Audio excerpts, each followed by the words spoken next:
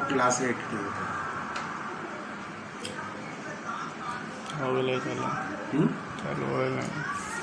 Class 8 के बच्चे ध्यान देंगे।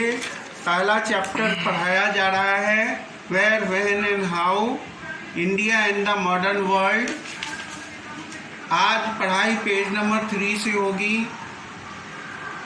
पिछले क्लास में हमने पढ़ाया था फोर्सेस ऑफ चेंजेस, परिवर्तन के लिए कौन कौन सी कारक जिम्मेवार हैं। तो पिछले क्लास में हम लोग रेनेसां पढ़ाए थे, इंडस्ट्रियल रिवॉल्यूशन पढ़ाए थे। अब अभी हम पढ़ाएंगे the American and the French revolution and nationalism. American, French revolution और नेशनलिज्म। देखें ध्यान से। The American and French revolution are the ideal of liberty, equality, fraternity they adopted change the life of the million of people across the world. American war of independence.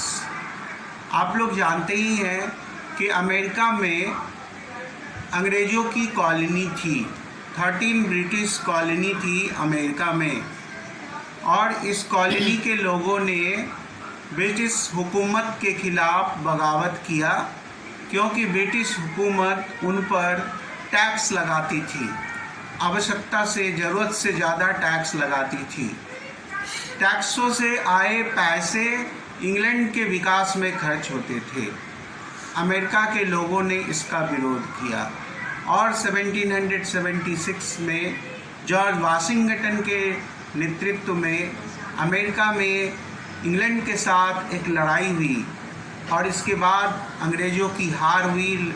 Lord Cornwallis उस समय general थे, army general थे, उनको पराजित किया America के लोगों ने, और अमेरिका में डेमोक्रेटिक गवर्नमेंट की स्थापना हुई, कॉन्स्टिट्यूशन लिखा गया।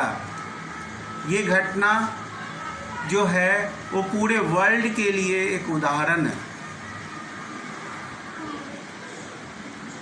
Liberty, equality and fraternity. Liberty का मतलब होता आज़ादी, इक्वलिटी का मतलब होता है समानता, और फ्रैटर्निटी का मतलब होता है भाईचारा।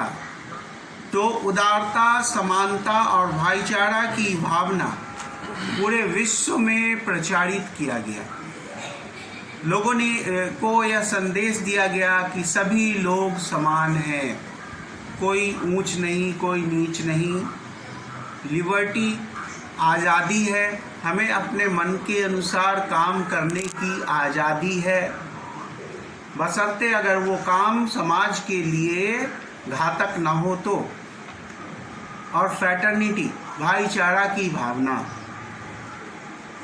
दे inspired the people of many country to reveal against domination and exploitation. Domination माने आधिपत्य और एक्सप्लॉयटेशन माने शोषण। शोषण और आधिपत्य के खिलाफ ये विदेशी शासक जो हैं वो नेटिव कंट्री के लोगों का शोषण करते थे। जैसे इंग्लैंड के शासक भारत पर शोषण करते थे, भारत को पीछे धकेल रहे थे, भारत के रिसोर्स को लूट रहे थे, दूसरे अपने देशों की भलाई में खर्च कर रहे थे। उसी तरह से अमेरिका में भी हो रहा था। फिर फ्रांस की क्रांति हुई जब लुईस 16 वहाँ के शासक बने 1789 में। 14 जुलाई 1789 में फ्रांस में क्रांति हुई। फ्रांस के लोगों ने अपने राजा लुईस 16 को गद्दी से उतार दिया, क्योंकि लुईस 16 अच्छी तरह से शासन नहीं कर पा रहे थे। लोगों को वहाँ भरपेट खाने को नहीं मिलता था, रोटी के दाम बढ़ गए थे, छोटी छोटी बातों के लिए वहाँ के लॉर्ड कॉमन लोगों को सताते थे, मारते पीटते थे। इन सबों के खिलाफ वहाँ बगावत हुआ।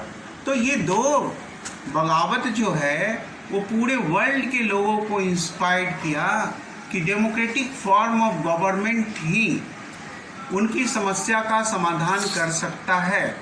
कोई विदेशी शासक या कोई राजा महाराजा का शासन में अधिकांश जनता शोषक बनी रहती है, अधिकांश जनता पर अत्याचार किया जाता है।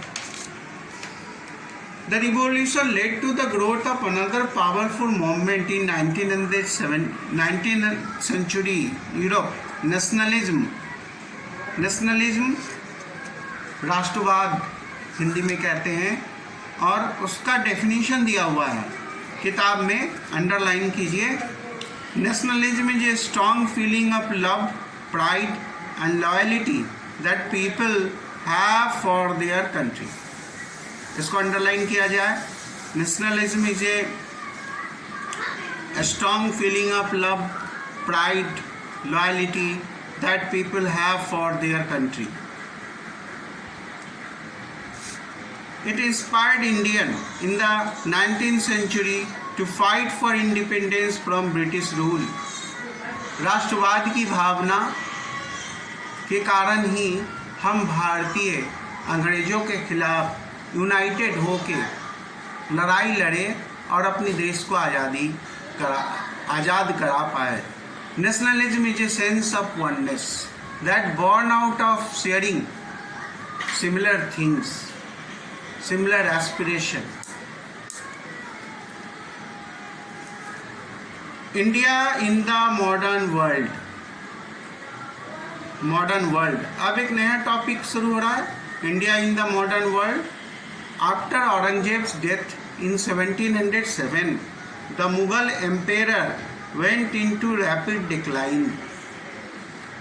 1707 में औरंगजेब की मृत्यु के बाद लेटर मुगल इस विशाल साम्राज्य को संभालने में असफल रहे, जिस कारण से हमारे देश में कई छोटे छोटे राज्य बने।